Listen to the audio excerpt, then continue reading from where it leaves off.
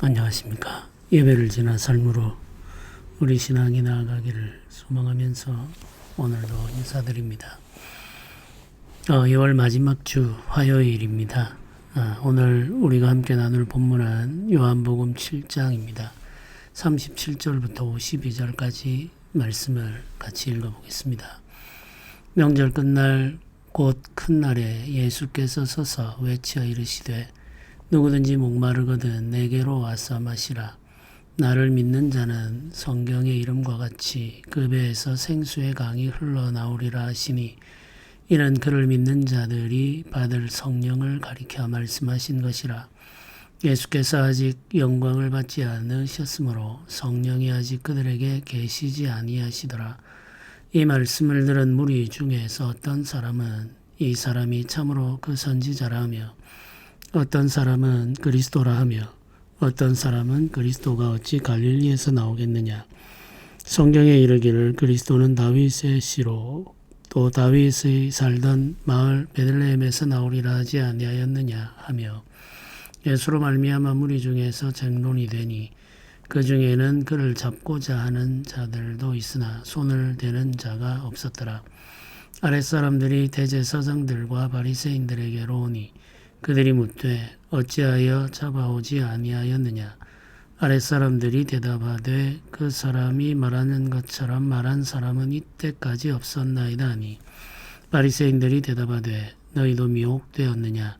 당국자들이나 바리새인 중에 그를 믿는 자가 있느냐. 율법을 알지 못하는 이 무리는 저주를 받은 자로다. 그 중의 한 사람 곧 전에 예수께 왔던 니고데모가 그들에게 말하되 우리 율법은 사람의 말을 듣고 그 행한 것을 알기 전에 심판하느냐. 그들이 대답하여 이르되 너도 갈릴리에서 왔느냐. 찾아보라. 갈릴리에서는 선지자가 나지 못하느니라 하였더라. 아멘. 명절 끝날이라고 시작하죠. 초막절 절기이고 보통 유대인들의 절기는 일주일 정도의 기간 동안 진행이 됩니다. 6월절이라고 하면 그날은 한 날이죠. 그러나 6월절과 함께 연결되어 있는 무교절이라는 절기가 일주일 동안 지속되죠. 6월절과 무교절은 같은 의미를 담고 있는 절기인데 다른 이름으로 부르는 거죠. 6월절은 양의 피를 바르고 하나님께로부터 구원의 은혜를 받은 그 날을 중심으로 말하는 것이고 무교절이라고 하면 그 절기에 먹는 누룩을 넣지 않은 빵을 중심으로 이야기하는 것입니다.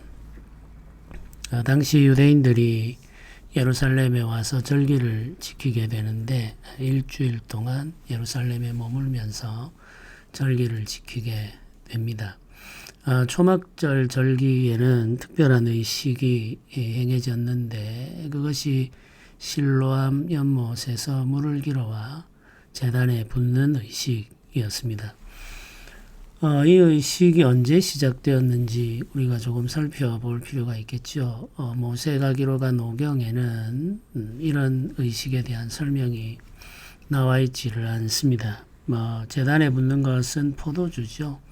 관제라고 이야기하는데 예수 그리스도의 희생과 그 피를 상징하는 피를 제단에 붓는 의식은 있습니다. 근데 물을 붓는 것은 이 신약 성경에 등장하죠. 초막절 절기 때 물을 붓는 이 의식이 시작된 것은 우리 성경을 가르치는 교사들은 포로 귀환 이후부터라고 이야기를 합니다.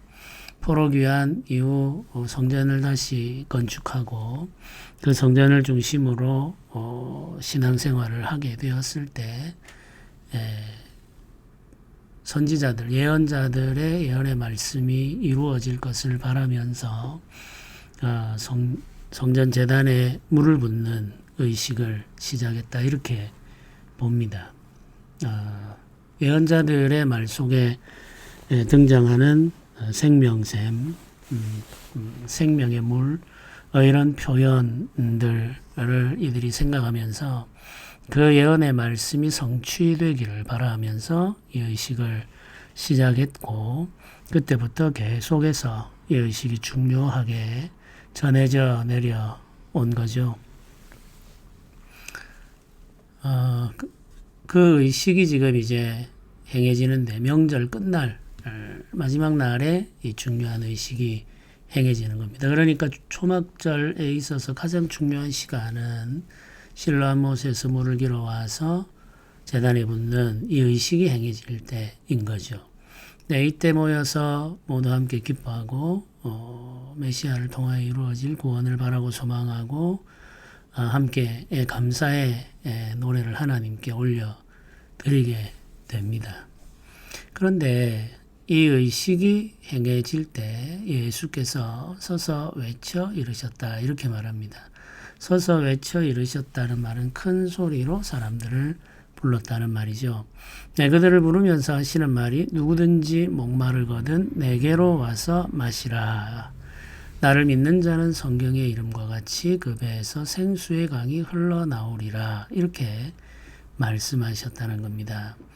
네, 이 지금 유대인들은 성전에 물을 부으면서 구약 선지자들, 예언자들이 미리 예고한 메시아의 도래를 기다리고 있죠.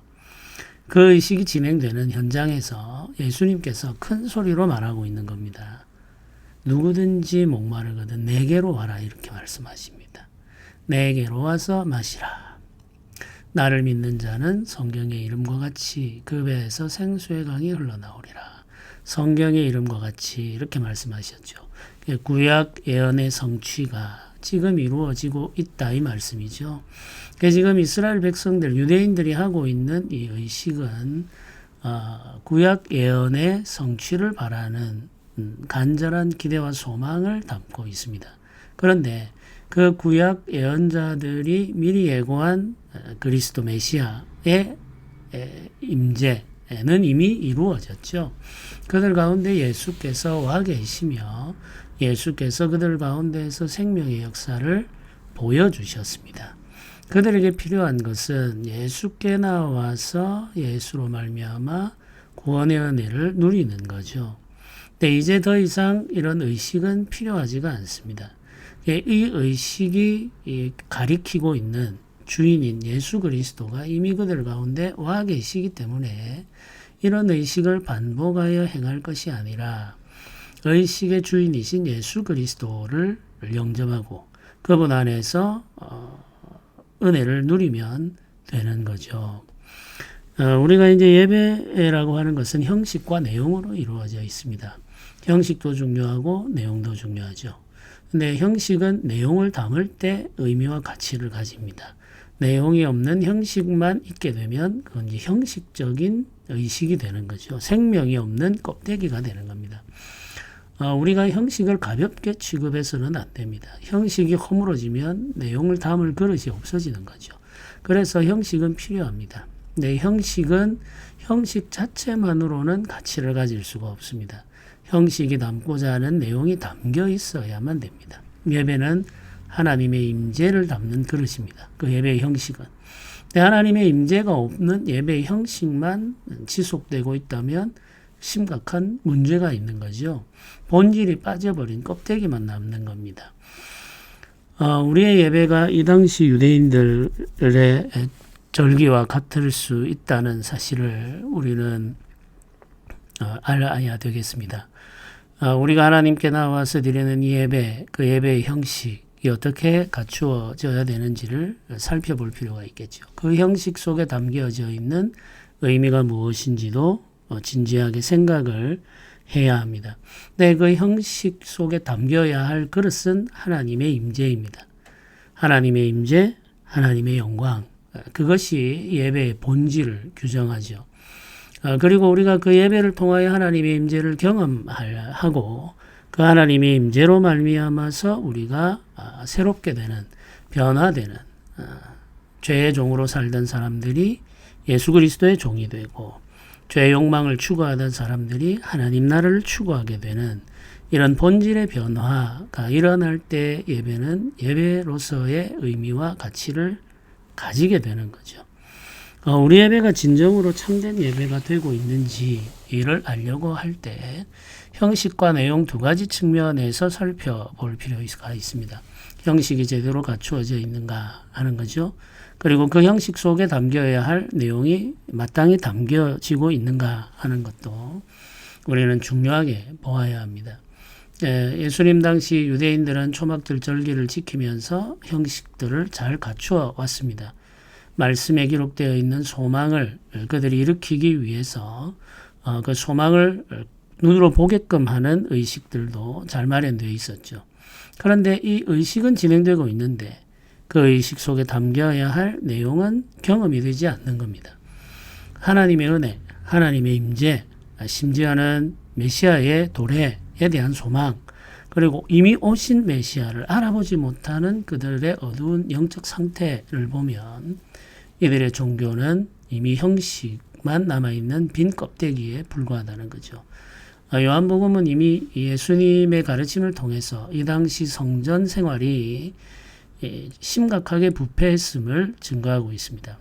성전은 기도하는 집이 아니라 강도의 소굴이 되어버렸고 성전에서 이루어지는 많은 일들은 권력을 가진 자들의 이익의 도구가 되어버렸죠.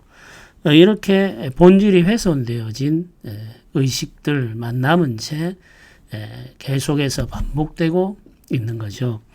우리의 예배도 이와 같지는 않은지 항상 점검하고 살펴보아야만 됩니다. 우리의 예배가 인간이 가지고 있는 사사로운 정, 사사로운 욕심, 욕망, 그것에 봉사하는 것이 되고 있다면 우리는 형식만 반복하고 있는 예수님 당시 유대인들과 다를 바가 없겠죠. 근데 우리가 그 예배의 형식 속에서 임재하시는 하나님을 경험하고 만나며 그 하나님을 만남으로 말미암아 우리의 본성의 변화, 죄에 대한 회개, 돌이킴, 경건에 대한 추구 이런 것들이 일어나고 있다면 우리의 예배는 살아있는 예배라고 말을 할 수가 있겠습니다. 이 형식만 남아있는 껍데기뿐인 종교의 의식이 진행되는 그 현장에서 예수님께서 큰 소리로 사람들을 자기에게로 초대했다는 것이 중요합니다. 더 이상 이 형식만 남아있는 껍데기인 종교적 의식을 반복하지 말고 나에게로 오라는 거죠. 그리고 나에게로 와서 생수를 받아 마시라는 이야기입니다. 실로한 물이 아니라 주께서 우리에게 주시는 생명수를 받아 마시라. 이렇게 지금 복음의 초대를 하고 있습니다. 종교적인 의식이 진행되고 있는데 그 의식이 껍데기만 남아 있는 것을 아시고는 그걸 허물어버리고 계시는 거죠. 껍데기에 계속 맹목적으로 매달리지 말고 본질이 왔으니 이 메시아가 왔으니 그 메시아를 의지하며 그 메시아에게서 생명을 얻고 누리라는 것이 이 복음의 초대입니다. 주님께서 이런 말씀을 공개적으로 하시니까 사람들 가운데에는 큰 논쟁이 일어날 수밖에 없었겠죠. 어떤 사람은 선지자다 이렇게 말합니다. 선지자들 중 하나다 이 말이죠. 어떤 사람은 그리스도다라고 말합니다. 선지자들이 예고한 메시아가 오셨다 이런 뜻이죠. 또 어떤 사람은 그리스도가 어찌 갈릴리에서 나오겠느냐 이렇게 비난합니다. 예수님은 그리스도가 아니라는 말이죠. 메시아는 베들레헴에서 나와야 한다고 이미 성경에 기록하고 있기 때문이다. 그것이 그들의 주장입니다. 예수님께서는 이미 성경의 이름과 같이 그 배에서 생수의 강이 흘러나올 것이다 이렇게 말씀하셨죠. 예수님도 성경을 인용하고 있고 예수님의 대적들도 성경을 인용하고 있습니다. 참 진리는 예수 그리스도 안에 있죠. 예수께서는 베들레헴에서 태어나셨고 나사렛에서 자라나셨습니다. 그러니까 다윗의 자손이며 베들레헴에서 출생하신 하나님의 아들이시죠. 근데 그 사실을 모르기 때문에 이들은 자신들이 가지고 있는 부분적인 지식을 이용해서 예수님을 비난하고 비판하고 판단하고 있는 거죠. 네, 이렇게 예수님으로 말미암아 큰 논쟁이 초막절 절기 마지막 날에 일어나게 되었습니다. 예수님의 대적들은 예수님을 잡고자 했죠. 자신들의 중요한 제사 행식, 의식이 진행되고 있는 날, 가장 중요한 날, 자신들을 하려고 하는 일을 방해했고 그것으로 말미암아 큰 이익에 손해가 생겼기 때문에 예수님을 잡으려고 했습니다. 그러나 손을 댈 수는 없었죠. 하나님께서 허락하지 않으셨기 때문입니다. 네, 이 구절도 지금 반복되고 있죠. 네, 예수님을 잡으라고 보낸 아랫사람들이 대제사장들과 바리새인들에게 돌아왔을 때 대제사장과 바리새인들이 그들에게 묻습니다. 왜 예수를 잡아오지 않았느냐고 묻죠. 그러자 그 아랫사람들이 하는 말이 이렇습니다. 그 사람이 말하는 것처럼 말한 사람은 이때까지 없었나이다. 이렇게 말합니다. 권위를 그들도 느꼈다는 거죠. 예수님을 믿고 따르는 사람들이 있었기 때문에 예수님을 감히 잡을 수도 없었죠. 그리고 그들도 부정할 수 없었던 아주 중요한 한 가지 사실은 예수님의 말씀에는 권위가 있었다는 겁니다. 그 권위를 그들도 느꼈던 거죠. 믿지 않는 자들도 느낍니다. 예수 그리스도의 권위를. 그 권위를 인정하지 않을 수가 없죠. 어쩔 수 없이 대제사장과 바리새인들의 하수인으로 일을 하고 있지만 그들의 마음도 예수님의 권위에 압도당하는 경험을 하고 있는 거죠. 이 아랫사람들의 말에 바리새인들이 하는 말이 성경에 기록되어 있습니다. 너희도 미혹되었느냐 이렇게 말하죠. 미혹되었느냐 너희들도 지금 속았다 이런 말이죠. 당국자들이나 바리새인 중에 그를 믿는 자가 있느냐 이렇게 묻습니다. 우리들이 그를 믿느냐 이 말이죠. 권위를 가지고 있는 사람들이 그를 믿지 않는데 왜 너희들은 그를 믿느냐 이런 말입니다. 왜 그를 두려워하느냐 이런 말이죠. 이것이 이 당시 가지고 있는 유대인들의 종교의 형식입니다. 무슨 말이냐면은 당국자들이나 바리새인들이 믿는 것을 아랫사람들은 자기들도 믿어야 하는 것으로 생각했다는 거죠. 당국자들이나 바리새인들이 그렇게 강요합니다. 우리가 믿는 것을 믿으면 된다고. 우리가 믿지 않는 것은 믿으면 안 된다고 말하는 거죠. 무엇을 믿어야 하고 무엇을 믿지 말아야 할 것인지를 그들이 결정해 준다는 겁니다. 그러면 사람들은 그냥 믿으면 됩니다. 이것이 맹목적인 신앙입니다. 중세교회도 이런 신앙을 가지고 있었습니다. 사제나 왕들이 믿어야 된다고 말하면 믿습니다.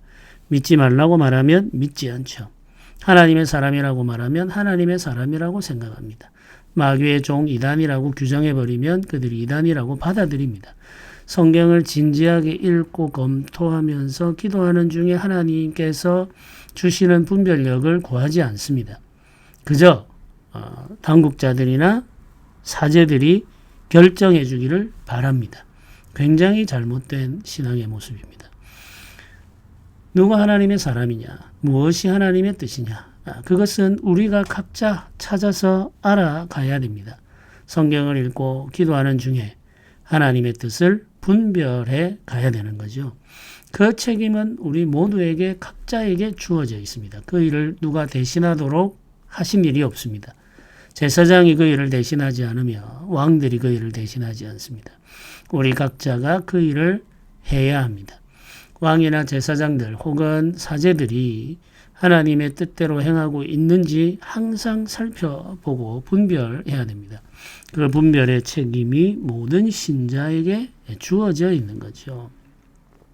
나는 사제들이 가르치는 대로 했습니다. 이렇게 말을 한다고 해서 그게 변명이 되지 않는다는 거죠. 자신의 영혼에 대한 책임은 자신이 져야 합니다. 예수 그리스도의 은혜와 성령의 은혜를 의지해서 기록하여 주신 말씀과 선포되는 말씀을 잘 듣고 분별하면서 그 속에서 하나님의 뜻을 찾아가야 되는 거죠. 그렇게 하는 것이 우리가 마땅히 해야 할 신앙의 삶의 모습이라는 사실을 기억해야 되겠습니다. 이 바리새인과 당국자들, 사내들인 공회 회원들이라고 할 수 있겠죠. 이들은 자신들이 율법을 아는 자들이라고 생각하면서 자신들의 판단이 항상 옳다고 주장하는 거죠. 그래서 사람들을 그렇게 지배하고 착취하고 억압해온 거죠. 그들에게는 조금의 자유도 허락하지를 않았습니다. 성경을 읽고 성경을 깨닫는 자유조차도 그들에게 허락을 하지 않았죠. 그러면서 예수님을 믿는 사람들은 율법을 모르는 자들이다 라고 규정하며 그들에게는 이미 저주가 임해 있다 이렇게 선언을 하죠. 근데 현실은 반대입니다. 예수님을 믿는 사람들은 이미 은혜를 받은 자이고 예수님을 대적하는 자들은 이미 저주를 받은 자들이죠. 예수 그리스도께서 그렇게 선언하고 계십니다. 그런데 이 바리새인들 중에 한 사람 니고데모에 대한 기록이 요한복음에 또 등장합니다. 니고데모가 그 사람들에게 말하죠. 우리 율법은 사람의 말을 듣고 그 행한 것을 알기 전에 심판하느냐 이렇게 말하죠. 율법을 안다고 말하고 율법을 지킨다고 말하는 너희들이 예수님에 대해서 판단할 때 정당하지 않다 이런 말이죠. 예수님이 행하신 것과 말씀하신 것 가운데 심판받을 만한 일이 없다는 것을 니고데모가 말하고 있습니다. 니고데모의 말에 이들의 반응이 이렇죠. 너도 갈릴리에서 왔느냐? 찾아보라. 갈릴리에서는 선지자가 나지 못하느니라. 이렇게 말하면서 니고데모의 말을 무시해 버리죠. 갈릴리라고 하는 지역에 대한 이들의 판단과 평가 그리고 차별이 얼마나 깊은지를 알 수가 있죠. 이런 것들이 바로 외모로 사람을 취하는 사람들의 모습이죠. 출신 지역 혹은 그의 배경 이런 것들을 가지고 사람을 판단하는 것은 오랜 세월 역사 속에 이어져 온 일반적인 사람들의 모습이죠. 하나님은 사람을 외모로 취하지 않으십니다. 하나님께서 주시는 은혜가 있고 그 은혜의 역사가 있죠. 특별히 하나님은 연약한 자, 가난한 자들을 통해서 일하시죠. 역전을 이루시는 분이 하나님이십니다. 갈릴리에서부터 하나님 나라의 역사가 시작된 것은 사실은 놀라운 일이 아닙니다. 성경을 잘 살피고 읽었다면 갈릴리에서부터 복음의 역사가 시작되는 이유를 알았겠죠. 예루살렘은 이미 심각할 정도로 부패하고 타락했고 하나님의 임재가 그곳에는 없습니다. 그러니 예루살렘에서부터 하나님 나라의 역사가 시작될 리는 없죠. 그러나 예수 그리스도께서 예루살렘에서 십자가 못 박혀 죽으심으로 말미암아 예루살렘은 새로운 복음의 역사, 성령의 역사의 중심지가 됩니다. 구약의 예언은 예루살렘으로부터 시작되는 새 역사에 대한 이야기를 하죠. 오순절 성령 강림이 예루살렘에 임했고 제자들이 예루살렘에서부터 시작해서 복음의 역사를 일으켜 가죠. 갈릴리에서부터 시작된 하나님 나라 운동이 예루살렘으로 들어왔고 예루살렘에서 십자가 고난을 받고 죽으시고 부활하셔서 하늘로 올라가신 후 그 제자들이 예루살렘에서 성령을 받고 성령을 받은 제자들이 예루살렘으로부터 시작해서 로마 제국 끝까지 복음을 전하는 복음의 역사가 이루어졌습니다. 이것이 예언의 성취인 거죠. 우리는 성령의 시대를 살고 있습니다. 우리는 실로와 무물에서 물을 길어 제단에 붓는 이런 의식을 필요로 하지 않죠. 우리에게 필요한 것은 오순절 성령 강림, 그 성령의 은혜와 역사가 우리 안에서 다시 불일듯 일어나기를 바라며 소망하며 기도하는 것입니다.